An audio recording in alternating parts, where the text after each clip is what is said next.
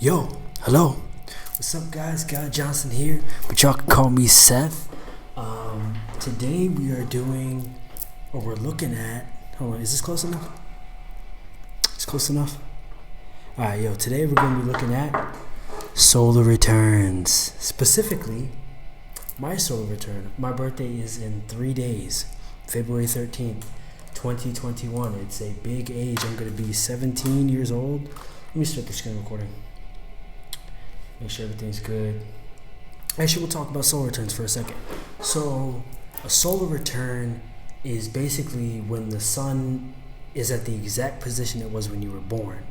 So I consider solar returns like kind of like a portal.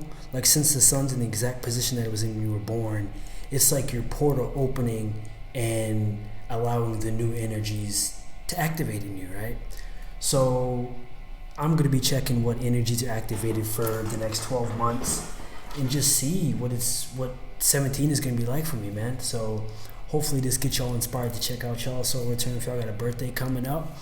And I might even offer like a thing where I'll give you like a solar return reading. Let me know. I'll put my PayPal and all that stuff in the description. Y'all can, send a little bit, then I'll give y'all your reading. Okay, Astral Seek. Here it is, Astral Seek. Okay, cool. This is the AW site. I love the site. Okay, so we're gonna type in information. I'm not gonna show you the information, but like my date of birth and my time and all that, because that's top secret information. But we'll look at the charts and stuff together once we get to that point. By the way, bear with me, y'all. So this screen recording is probably gonna be slowing down my computer just a little bit, but we'll be getting a new computer very soon. A Mac Mini. I'm coming for you, Mac Mini. But yeah, so how y'all doing, man? How's y'all year going so far? It's 2021. It's like I guess that's a big deal. All right, so okay, wait. For the solar return, it's another detail. Your whole solar return chart can change based on where it activates at, like the country you're in. So if I was in like Jamaica, coming soon, or wherever I'm going, I'm planning on traveling soon. But if I'm in like Jamaica, I'm in Alain right now. So if I would leave Alain and go to Jamaica, I would have a completely different chart from if I would have stayed here, which is kind of neat because different energy over different countries. So I would, anyway. So yeah. All right. Okay. All right. We got my chart pulled up. I'm gonna go to solar return only. Alright, so wait, okay, it says my solar return is going to activate February 12th. That's when the sun will be in the same position as it was when I was born. So my portal will be open, and I'll be receiving those new energies that'll be carrying for the next 12 months. Okay, alright. Okay, here's my solar return chart. So I have Sagittarius in the first house, Capricorn 2nd, Aquarius 3rd, Pisces 4th, Aries 5th, Taurus 6th, Gemini 7th, Cancer 8th, Leo 9th, Virgo 10th, Libra 11th, and Scorpio 12th. Alright, so now I look at what's over here on the side, because that'll tell me what areas in specific are going to be activated for the next 12 months. So I go to look at the houses, which are what are the most prominent houses, and I see like what areas of my life are going to be activated. So I have 3 9th house activations, 4 8th house, 3 11th house, and 2 10th house. 2 10th house. Okay, so let's start with the 9th house, because I heard where the sun is at is very important for the solar return. So the 9th house is, I have my notes, 9th house is travel, wisdom, philosophy, higher education, law and religion, cross-culture relations, learning, and ethics. Okay. The things that stood out to me were four things: travel, wisdom, philosophy, and higher education. So I would really, really, really like to travel this year. I know I was just talking about Jamaica. I'm planning a trip with a group of my buddies, so we're planning on going somewhere. We got Jamaica in mind, Bali in mind. But yeah, so it's neat that my solar return chart is talking about traveling. Okay, so my sun is in the ninth house. Okay. So from this point, I'll go, let's look up what sun in the ninth house. All right. Okay, here we go. All right.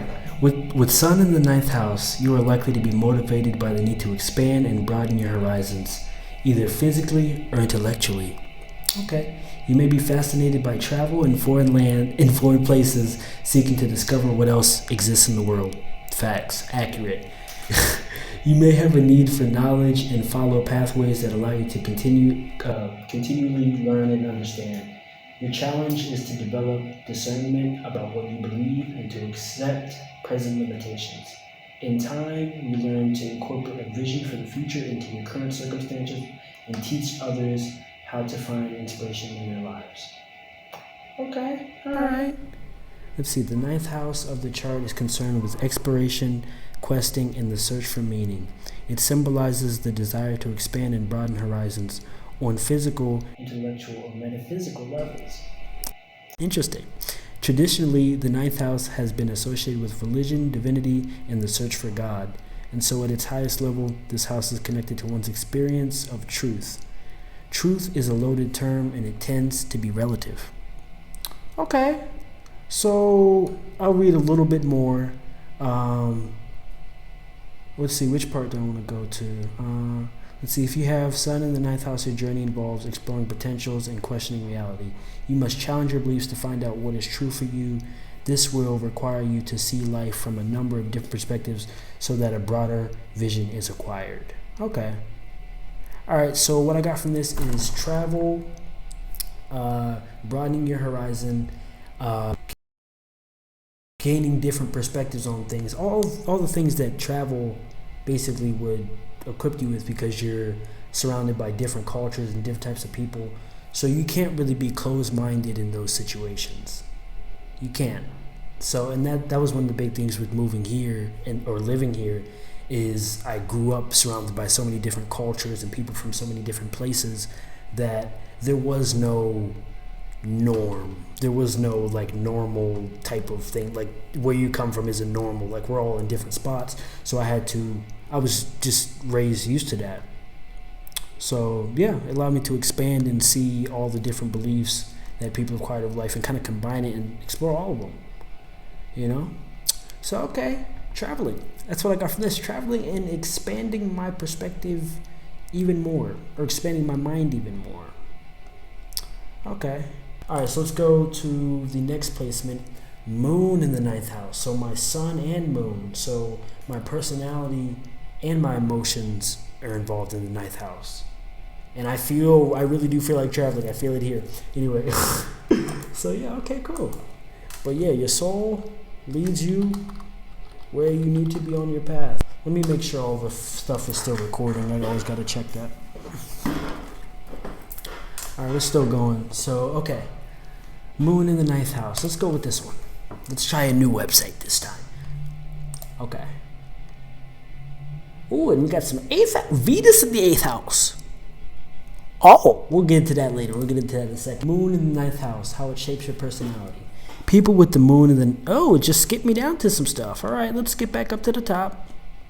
All right, so people with the moon in the ninth house are always focused on a multitude of things, dreaming to make their outcome true no matter the obstacles. Okay. People with the moon in the ninth house sometimes think that different circumstances than the ones they're in would make their life better. They are never happy with their surroundings, so they're constantly moving. They prefer to just travel and to not belong to one place. Wow. Yeah, because the moon is always transitioning. Always. And the ninth house is about traveling. So emotionally, I'm going to feel like I need to constantly be moving. Okay. But, it leads to expansion and learning and growth. So ninth house is Sagittarius. And Sagittarius is ruled by Jupiter, the planet of expansion. So, okay, anyway. Moon and ninth house summary. Inquisitive, witty, and adventurous. Challenges, mysterious and obsessive. Advice, not letting others take advantage of you. Celebrities, y'all can see the celebrities. Okay. What they can't understand is that happiness comes from inside. There's no place, person, or thing to make them happy but themselves. This being what they may have difficulties acknowledging. Okay, interesting. All right. Dreamy and true visionaries. Moon and ninth house natives need to be constantly stimulated because routine and the mundane stresses them. They are philosophical creatures who have a natural curiosity about everything, including people and their cultures.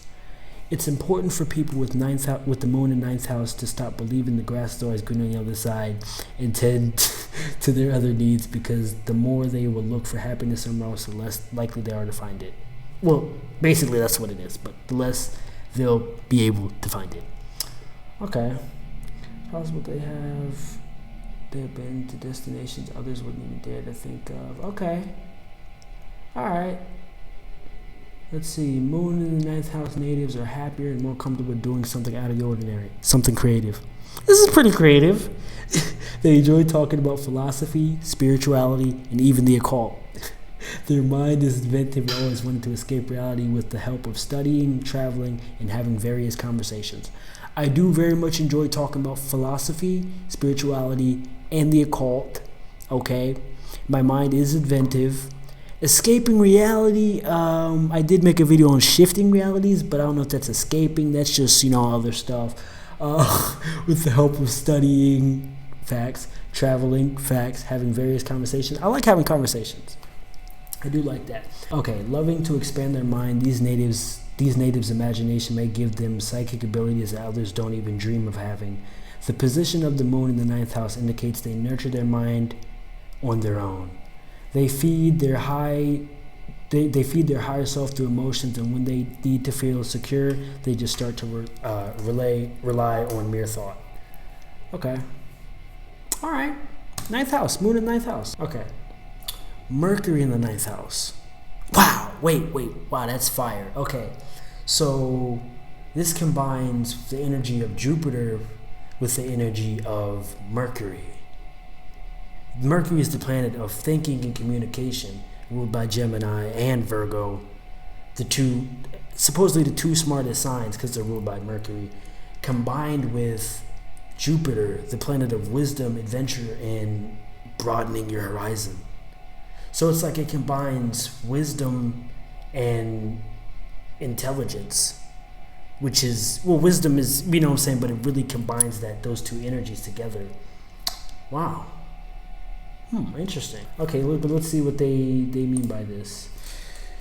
I have my perspective, but let's see what the world's perspective is. Ninth house vibes. Wait. It says it's a song called Mercury by In Retrograde. Wow, that's fire. I wonder if the group named themselves In Retrograde just for that one song. Anyway, Mercury in the ninth house. I'm excited for my birthday a little bit, just because of astrology. Astrology's really helped me becoming excited about my birthday, because not even about the day in particular. I am excited about the day, but just the whole year ahead. It should be pretty neat, man. This year was already pretty big. Started a podcast, started 2 YouTube channels, and this is the third one, by the way. I have a music one, a podcast talking one, and then astrology, numerology, and other stuff. Alright, so anyway, Mercury in the ninth house, how it affects your life and personality. This placement of Mercury prompts one to be the eternal wanderer and the permanent student of life, and to experience new things. Okay. Mercury in the ninth house birth chart aspect is associated with the desire to know, to gather knowledge, and to expand one's mind beyond the confines of the norm. Interesting. These natives are going to likely become writers, reporters, scientists, or ideologists. Seeing how they have such firm ideas and principles accumulated through endless debates and painstaking researching efforts, it's obvious why their words have a great impact on everyone else. Wow, this is interesting. I've just started so many channels about me talking, and it's talking about words having an impact. Interesting. I hope you're all learning stuff from these channels, man. The talking and stuff. That's why we're here. We're here to learn and teach. I'm learning and I'm teaching. and you're learning, and y'all teach something back to me.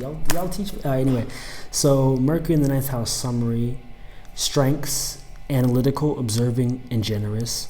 Challenges, cynical, cautious, and aloof. Advice, they should put greater efforts in understanding others. Gotcha. So, okay, I'm trying to like connect some dots. Astrology is all about connecting dots. Okay? Once you understand a couple of pieces of astrology, they're all connected.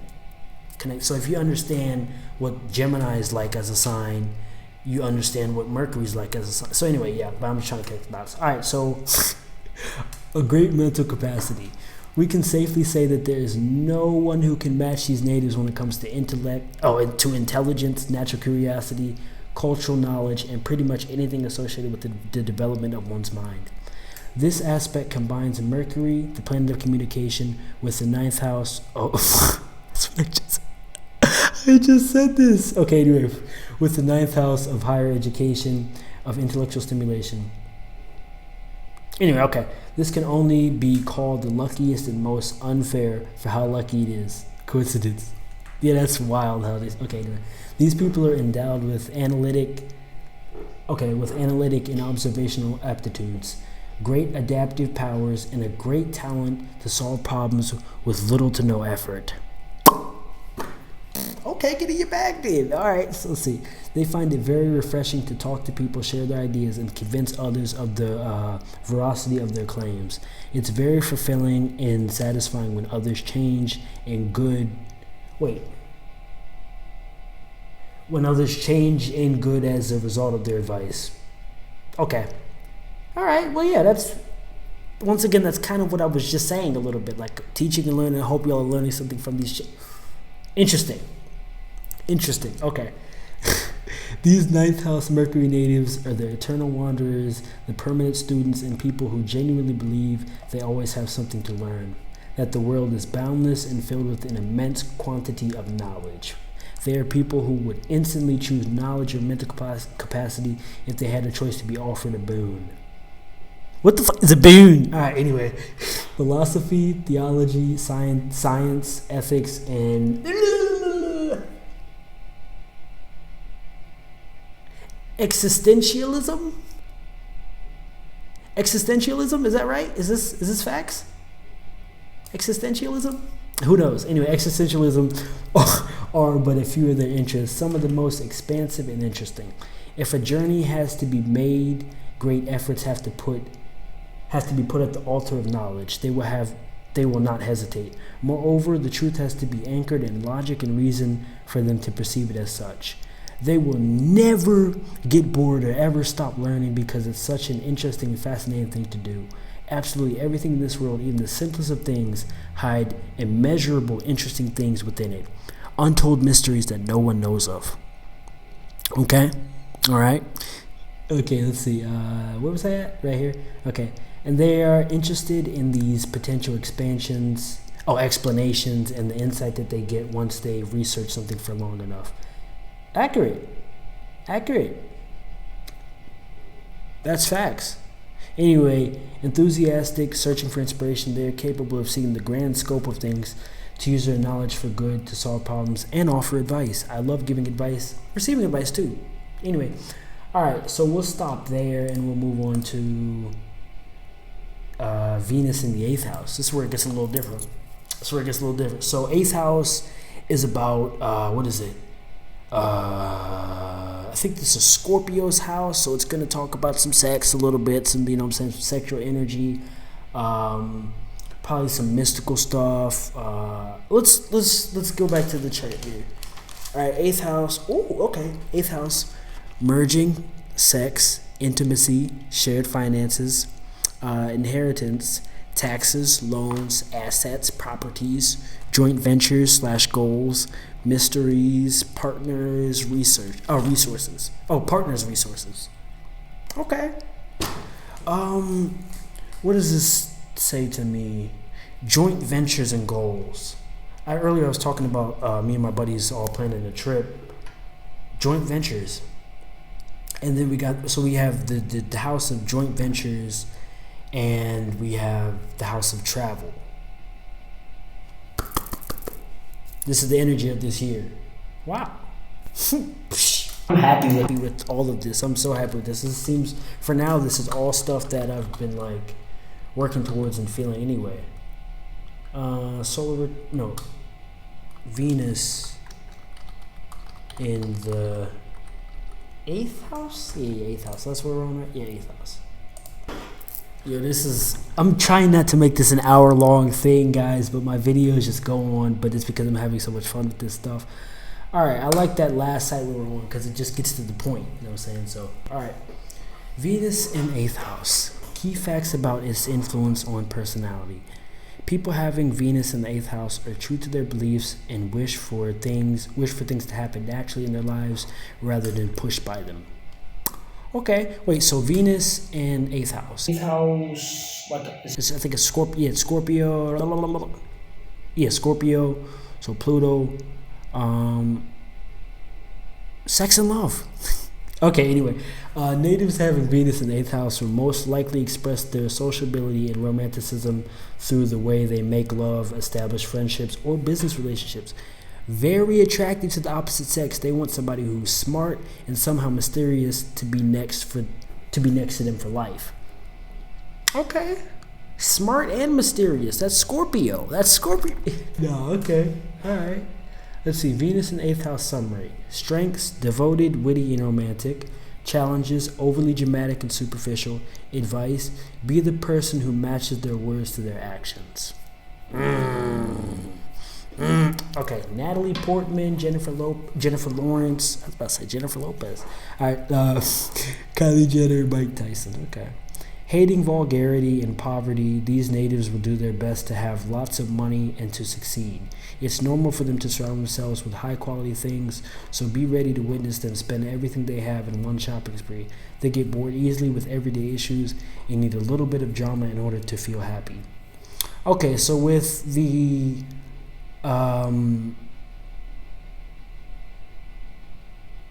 will do their best to have lots of money part.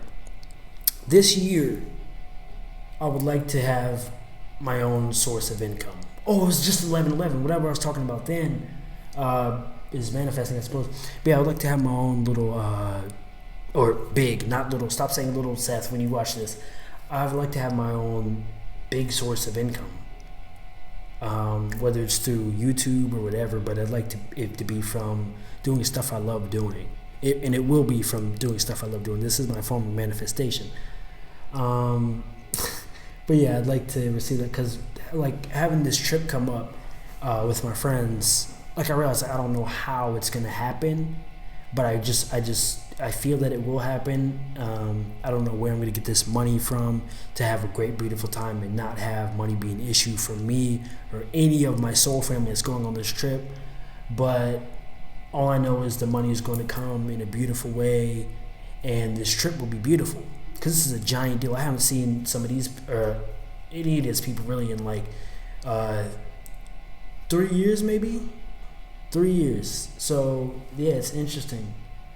But yeah, I really want this trip to happen, and so like I've been doing my part to manifest the money, you know. So just abundance and wealth. So when I go about like asking for something or like trying to manifest something, and then an idea will come up, I'll follow that idea because that could be the way in which the money comes.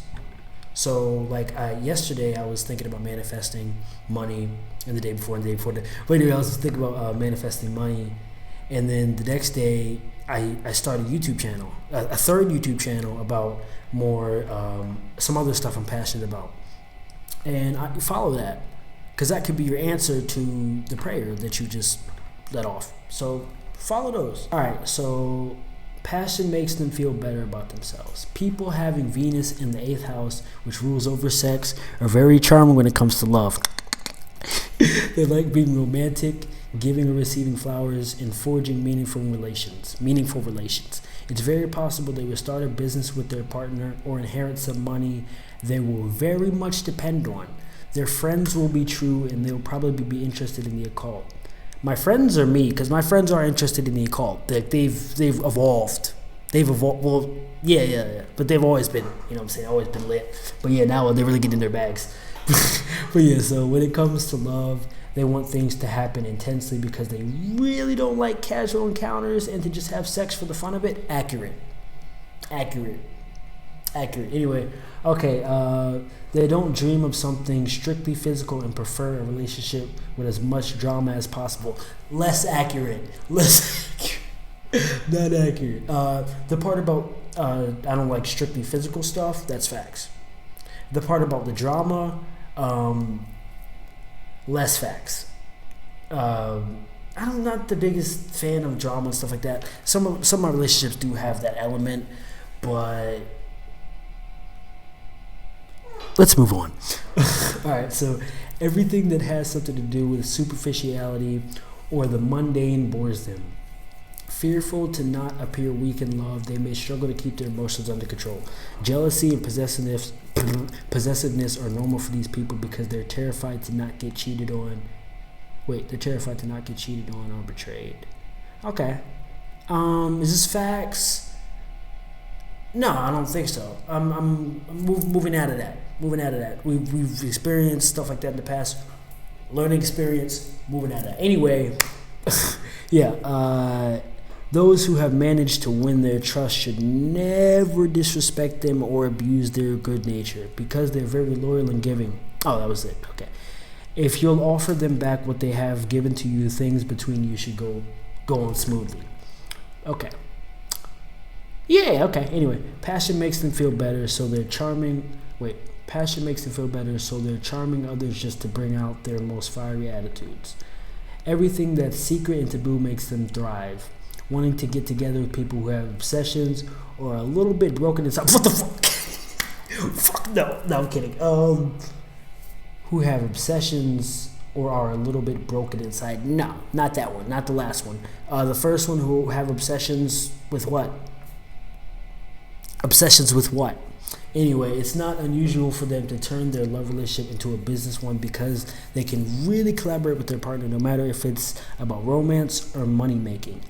Many will be fascinated by their intensity and want to know them better with every day that passes. Okay, that's accurate. That's accurate.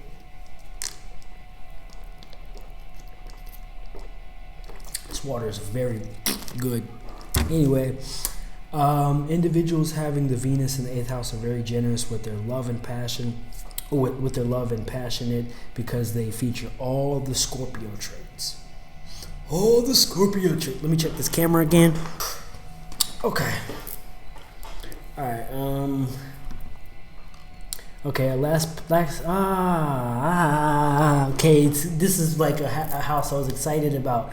We can get into it. We'll finish it. Okay, everything is deep with them, and their favorite thing to do is discover their lover's secrets, as it's impossible for them to live knowing their other half is hidden somehow, always hiding something. That's why they go for mysterious and dark people, for those who inspire a little bit of danger and have a ton of sex appeal. Danger, no. Sex appeal, accurate, obviously. Anyway, okay, as a matter of fact, they're transmitting a lot of sexual energy themselves, being almost irresistible with their seductive ways and penetrating eyes. Y'all let me know if this is fact. Anyway, those who are in love with them can see how capable they are of an intense connection and of offering the greatest of pleasures in bed. Anyway, it's getting a little late, so yeah. Anyway, however, Venus and 8th house natives need someone who will be fully committed to them, no matter if it's about love, friendship, or business. They usually don't give their hearts away immediately. Their stubbornness being something others are usually trying to overlook. But they are really able to connect or to make people trust them whether they reveal their dark side or not. This is accurate. Connect with people and make people trust them. That's facts. I like to think I'm a trustworthy person, and I connect with people very well. So yeah, dark side, don't have that over here. We're just chilling. Anyway, so God Johnson, you know what I'm saying? Let's see. Okay, very curious about secrets. They avoid sharing their own and stick their noses where they shouldn't. Not at all good at small talk. Individuals having Venus in the 8th house want to discuss matters of soul and philosophy. This is complete facts. This is complete facts. Well, they avoid sharing their own. It really depends on who I'm talking to, but I don't like small talk. I just want to get to the you know what I'm saying, the soul and philosophy. But yeah, so when feeling like they no longer have any power, they start manipulating others because being in control makes them feel emotionally secure, inaccurate. If their partner starts to go apart from them, they become enraged and can no longer be in control in their plans for can no longer be controlled in their plans for revenge.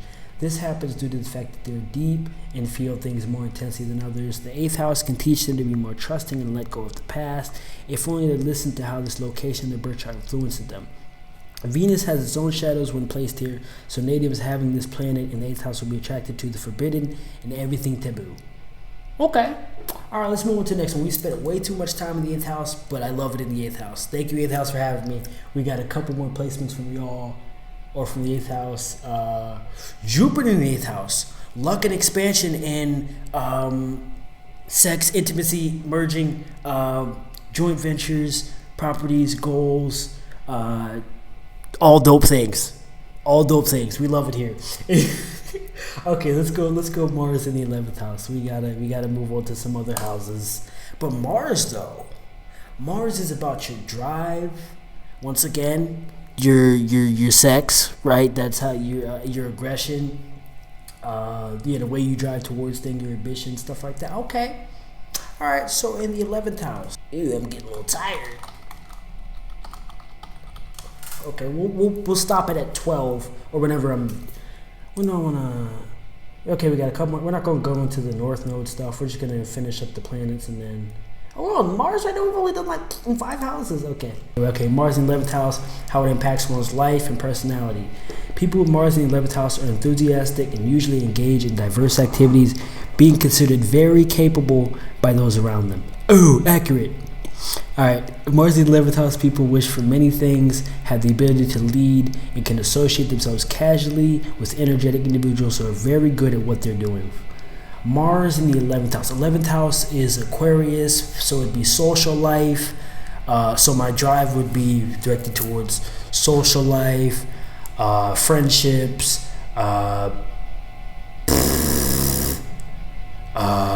Aquarius is innovative, so innovating. I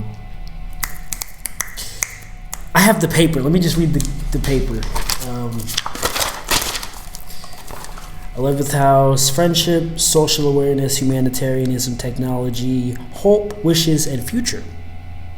Oh, and groups too. So, once again, this tracks back to my buddies.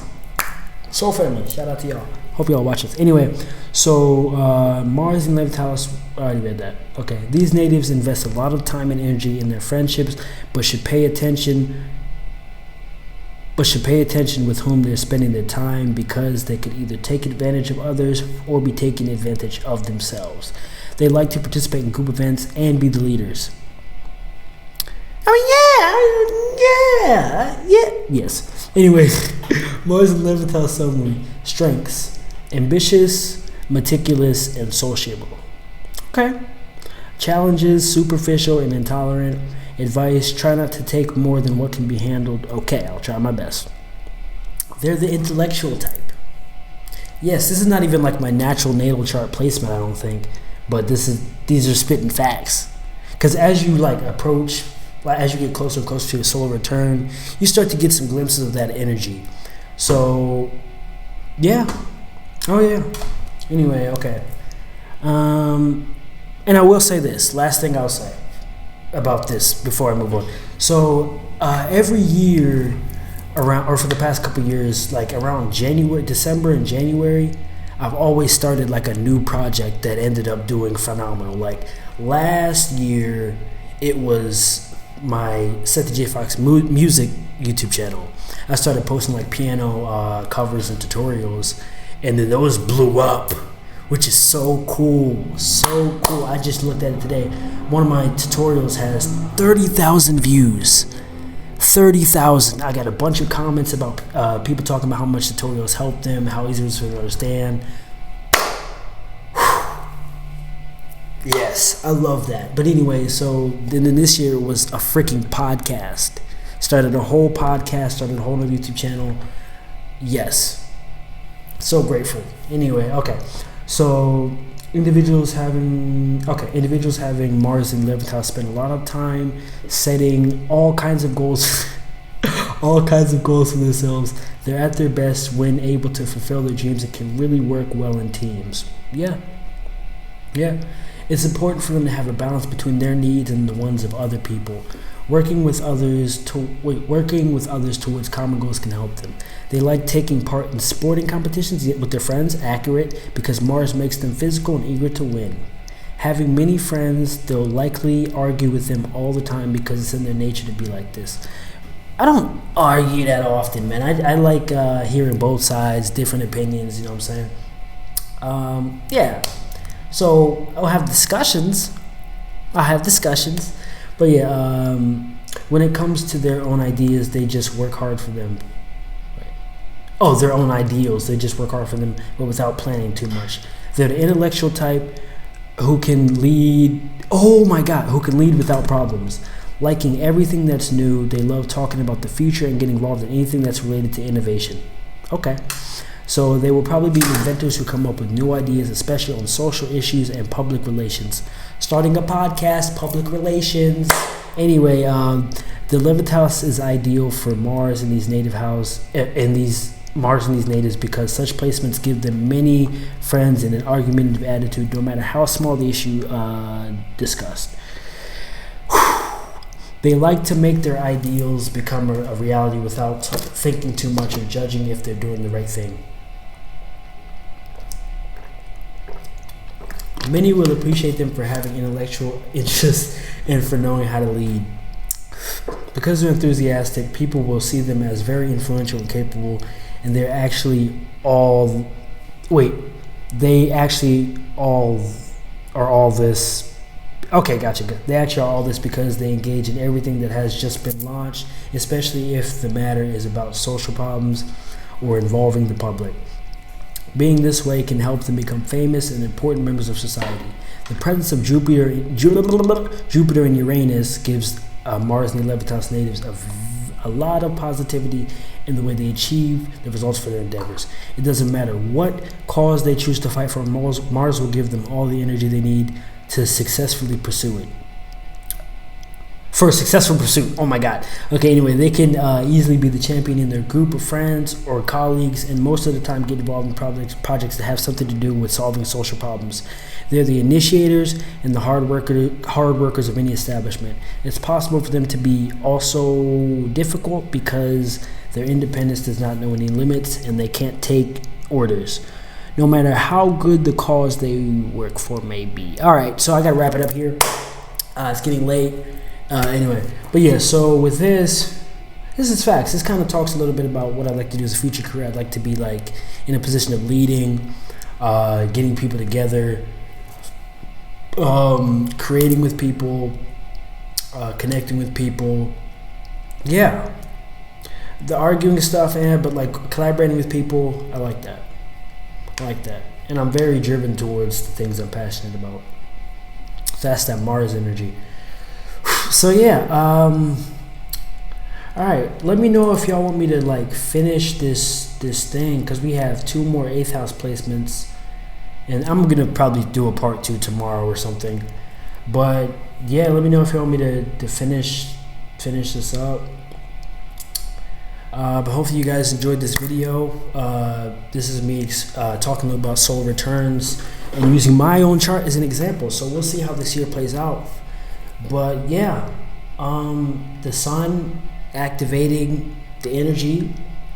My portal is, like I said, I consider these portals. Solar return is activation of your portal to receive your energy, and the sun provides all the energy of the earth. So yeah, and yeah.